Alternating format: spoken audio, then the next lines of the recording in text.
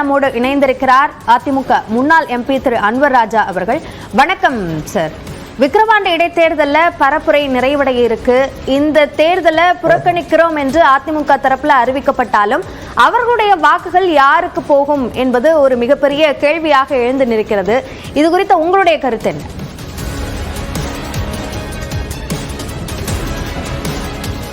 அது தேர்தல் முடிவுக்கு பிறகுதான் நாம் அதை பற்றி யோசிக்க முடியும்.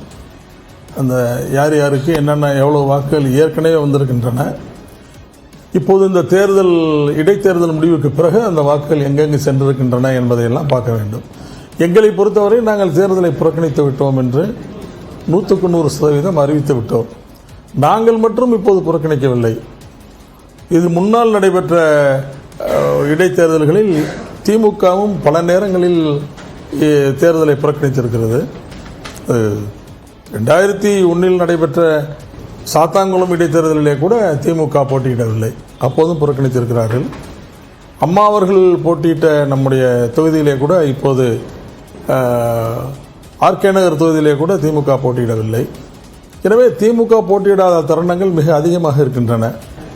இடைத்தேர்தலில் அது நியாயமாக இந்த தேர்தல் நடக்காது என்பதுதான் அதிமுகவினுடைய வாதம். அதைத்தான் எங்களுடைய பொதுச் செயலாளர் அவர்கள் சொல்லியிருக்கிறார்கள்.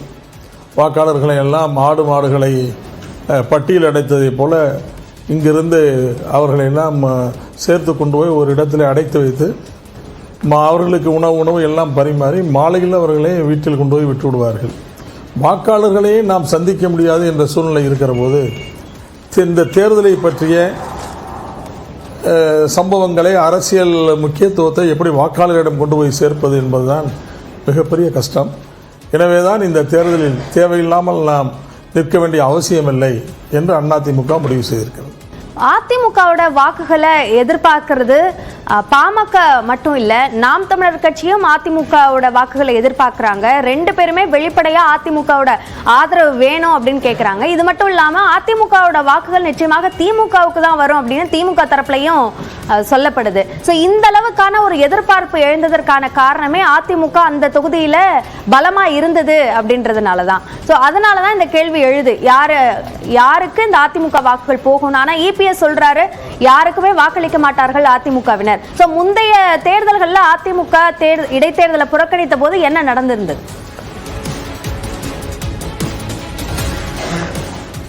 இல்ல, இடைத்தேர்தலை அதிமுக புறக்கணித்த எல்லா காலங்களிலும் வாக்கு சதவீதம் குறைந்திருக்கிறது. அதாவது போலிங் ரேட் ஆஃப் போலிங் குறைந்திருக்கிறது. அதிமுக வாக்களிக்க போவதில்லை. எனவே அதுபோலதான் இந்த தேர்தலும் நடக்கும் என்று நான் எதிர்பார்க்கிறேன்.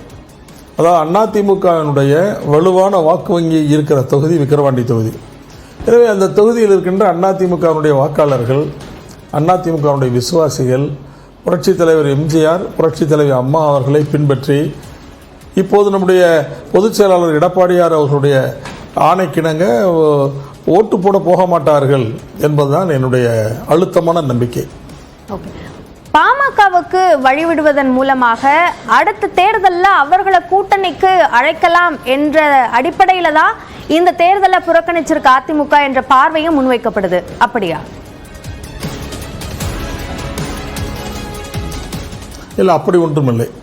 யாருக்கும் அதிமுக அதிமுகவால் மற்றவர்கள் பலனடைந்திருக்கிறார்களே தவிர, கடந்த கால வரலாற்றை நீங்கள் பார்ப்பீர்களேனால் அதிமுக மற்ற கட்சிகளால் பலனடைந்ததாக வரலாறே இல்லை.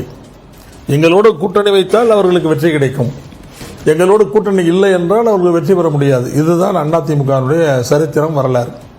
எனவே எந்த கட்சியும் எதிர்பார்த்து எதற்காகவும் இந்த புறக்கணிப்பை நாங்கள் செய்யவில்லை. அதிமுகவோட ஆதரவை பாமகவோட நிறுவனர் ராமதாஸ் கேட்டு அறிக்கை வெளியிடுற அதே சமயத்துல அதிமுக குறித்த கடுமையான விமர்சனத்தை பாஜக மாநில தலைவர் அண்ணாமலை வெளியிடுறார். இதனுடைய நோக்கம் என்ன அப்படின்னு பார்க்கலாம், அல்லது இது ஒரு நடக்கக்கூடிய விஷயத்திற்கு ஒரு சாதாரணமான அரசியல் விமர்சனமாக பார்த்து கடக்க வேண்டுமா? இல்லை, இது ஒரு சின்ன அரசியல் விமர்சனம் தான். அண்ணாமலை அது விளம்பரம்தான், அவருக்கு விளம்பரம்தான் முக்கியமே தவிர வேறொன்றும் அந்த கட்சி ஒன்றும் வளர்ந்து விடவில்லை. அந்த கட்சிக்கு மிகப்பெரிய ஆதரவு தமிழ்நாட்டில் இல்லை. எனவே அந்த கட்சி எல்லா காலங்களிலும் என்ன செய்கிறதோ அதைத்தான் இப்போதும் செய்கிறது. விளம்பரத்தாலே தங்களை உயர்த்திக் கொள்வது என்பதுதான் அந்த கட்சியினுடைய சித்தாந்தம். அந்த சித்தாந்தத்தை தான் இப்போது அண்ணாமலை செய்கிறார். ஒரு பொய்யை கருத்துருவாக்கி அந்த கருத்துருவாக்கத்தை மக்கள் மத்தியில் எடுத்து சென்று அதன் மூலம் வெற்றி பெற்று விடுவது என்பதுதான் அவருடைய கொள்கை. அந்த அடிப்படையில் தான் பிஜேபி இந்த தேர்தலிலும் தங்களை உட்படுத்தி கொண்டிருக்கிறது. இது பாஜக அதிமுக மேல வைக்கக்கூடிய விமர்சனமா பார்க்கணுமா, அல்லது அண்ணாமலை என்ற தனிநபர் வைக்கக்கூடிய விமர்சனமா பார்க்கணுமா? ஏன்னா அதிமுக வர்சஸ் அண்ணாமலை அப்படின்றது தொடர்ந்துகிட்டே இருக்கு. அந்த கூட்டணியிலிருந்து வெளியே வந்த பிறகும் இந்த எதிர் விமர்சனங்கள், பரஸ்பர குற்றச்சாட்டுகள் தொடர்ந்துகிட்டே இருக்கு. அது எதனால் எப்படி தொடருது? இல்லை, அதிமுக வெர்சஸ் அண்ணாமலை என்பதெல்லாம் இல்லை. அண்ணாமலை அதிமுகவுக்கு ஒரு பொருட்டே இல்லை. அதிமுக வெர்சஸ் பிஜேபி தான். பிஜேபி பல மாநில கட்சிகளோடு உறவு வைத்திருந்த போது அந்த மாநில கட்சிகளை விழுங்கி அந்த மாநில கட்சிகளை சிதைத்து உருத்தெரியாமல் ஆக்கிவிட்டது. எனவே அதிமுகவை காப்பாற்ற வேண்டிய கட்டாயம் நம்முடைய அதிமுகவின் பொதுச் செயலாளர் அன்பிற்குரிய அண்ணன் எடப்பாடியார் அவர்களுக்கு வந்திருக்கிறது. மிக சரியான நேரத்தில் அதை காப்பாற்றியிருக்கிறார். தோளிலே அமர்ந்து பிஜேபி எங்கள் தொண்டையை கடிக்க பார்த்தது. எனவே எங்களை நாங்கள் காப்பாற்றிக் கொள்வதற்காக அதை கீழே இறக்கிவிட்டு அதிலிருந்து நாங்கள் விடுபட்டு விட்டோம், அவ்வளவுதான். ஏன்னா பல உதாரணங்களை என்னால் சொல்ல முடியும். உதாரணமாக பிஜேபியை கண்மூடிக்கொண்டு ஆதரித்தது ஒடிசாவில் இருக்கின்ற நம்முடைய பிஜு ஜனதாதளம். இது என்ன ஆயிற்று? இன்று பிஜு ஜனதாதளம் எப்படி மிகப்பெரிய தோல்வியை சந்தித்திருக்கிறது. பிஜு ஜனதாதளத்தினுடைய 2019ஆம் ஆண்டு அந்த நாடாளுமன்ற குழுவுடைய தலைவராக இருந்ததுதான் மெஹ்தாப். அந்த மெஹ்தாபை அந்த பிஜு ஜனதாதளத்தை உடைத்து மெஹ்தாபை பிஜேபியில் சேர்த்து அந்த மெஹ்தாபை மீண்டும் பிஜேபியின் வேட்பாளராக நிறுத்தி வெற்றி பெற வைத்து அவர்தான் இன்று 543 நாடாளுமன்ற உறுப்பினர்களுக்கு பதவி பிரமாணம் செய்து வைக்கின்ற ஒரு மிகப்பெரிய பொறுப்பை வகித்தார். அதாவது கண்ணை மூடிக்கொண்டு ஆதரித்த அந்த கட்சிகளை எல்லாம் இப்படி உடைத்து சிதைத்து தங்கள் கட்சியிலே இழுப்பது தான் பிஜேபியினுடைய சித்தாந்தமே தவிர பிஜேபி ஒரு மக்களிடம் அதிகாரத்தை பெற்று பிஜேபி வளர்ந்து விடவில்லை. நீங்கள் இப்படி ஒரு முயற்சியை திரிணாமுல் காங்கிரஸ் கட்சியிடமும் இவர்கள் எடுத்தார்கள். ஆனால் மம்தா பானர்ஜி அதிலிருந்து தப்பித்து கொண்டார். சுவேந்து அதிகாரியை அங்கே இதிலிருந்து திரிணாமுல் காங்கிரஸிலிருந்து பிரித்து மம்தா பானர்ஜிக்கு எதிராகவே போட்டியிட வைத்து மம்தா பானர்ஜி அவர்களையும் தோற்கடித்து அதற்கு பிறகு திரிணாமுல் காங்கிரஸ் கட்சி முழுமையாக வெற்றி பெற்றதற்கு பிறகு திரிணாமுல் காங்கிரஸ் கட்சியினுடைய சட்டமன்ற கட்சி தலைவராக மம்தா பானர்ஜி அவர்கள் தேர்ந்தெடுக்கப்பட்டு முதலமைச்சராக அதற்கு பிறகு இடைத்தேர்தல் நின்றுதான் அவர் வெற்றி பெற்றார். இவ்வளவு ஒரு கட்சியை சிதைக்கின்ற ஒரு மனப்பாங்கு திமுகவிடம் இருக்கின்ற காரணத்தினால்தான் நாங்கள் அதிலிருந்து எப்படியாவது வெளியே வர வேண்டும் என்று வாய்ப்புக்காக காத்திருந்து எங்களுடைய பொதுச் செயலாளர் அவர்கள் சரியான நேரம் வந்தபோது பிஜேபியை தூக்கி வீசிவிட்டார், அவ்வளவுதான். பிஜேபி எங்களை ஒன்றும் விட்டு விடவில்லை, நாங்கள் பிஜேபி விட்டு விட்டோம், அவ்வளவுதான். நீங்கள் வேறு எந்த இதை பார்ப்ப பிஜேபிக்கு மிகுந்த ஒத்துழைப்பு கொடுத்த கட்சி நம்முடைய உத்தவ் தாக்கரேனுடைய கட்சி. அது என்ன ஆயிற்று? அந்த கட்சியினுடைய நிலைமை என்று என்ன ஆயிற்று? ஏக்நாத் சிண்டே அந்த கட்சியிலிருந்து வெளியே அவருக்கு ஒரு மிகப்பெரிய பதவியை தந்து மற்ற மாநிலங்கள்ல அந்த ஏக்நாத் சிண்டேயின் தலைமையில் இருப்பதுதான் உண்மையான என்னவாக இருக்கு அப்படின்ற உதாரணங்கள் எல்லாம் சொல்லியிருக்கீங்க. அதையும் நம்ம பார்த்திருக்கோம். இப்போ எழக்கூடிய கேள்வி என்னன்னா, நீங்க சொன்னீங்க அதிமுக வர்சஸ் பாஜக தான் அப்படின்னு. ஆனா திமுக வர்சஸ் அதிமுக என்று தானே இருக்கணும். அப்போ அதிமுக வர்சஸ் பாஜகன்னு இருக்கணும்ன்றதுக்காகவே வலிந்த அந்த சூழ்நிலை உருவாக்கப்படுதா?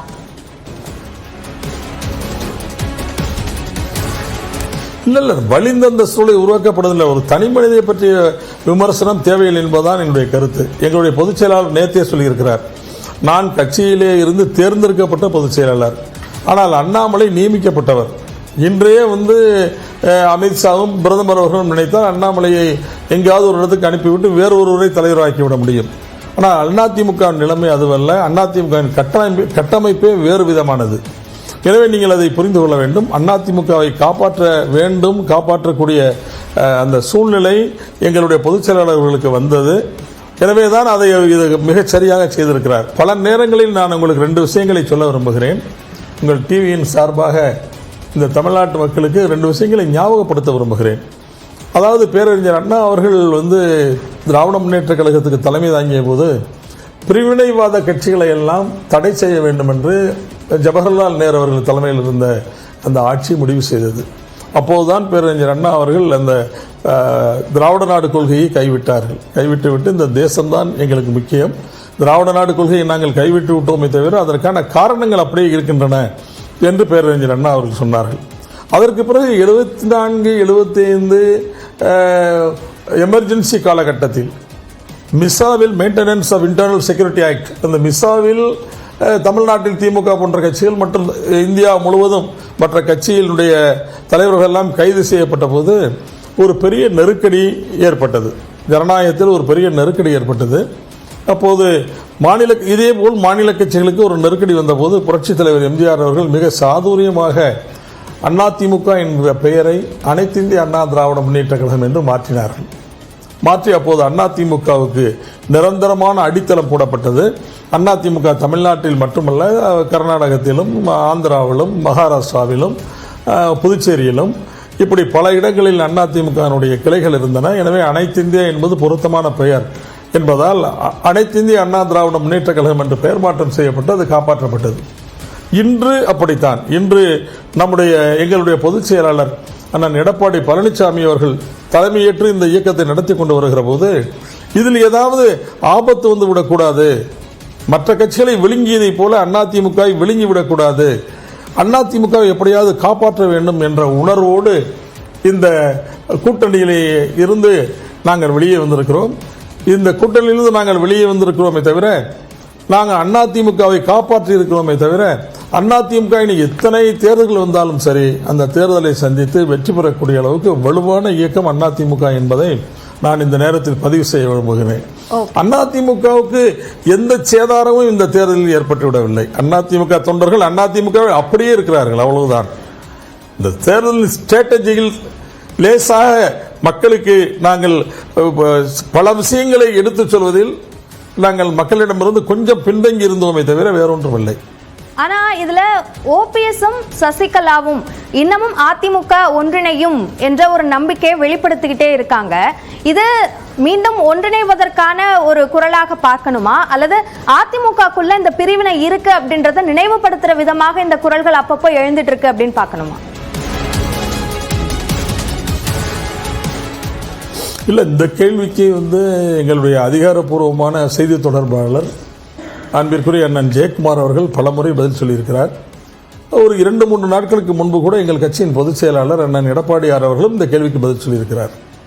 அதே பதில் தான் என்னுடைய பதில். எங்களுடைய பல்வேறு கேள்விகளுக்கு பதிலளித்தமைக்கு நன்றி திரு அன்வர் ராஜா. வணக்கம்.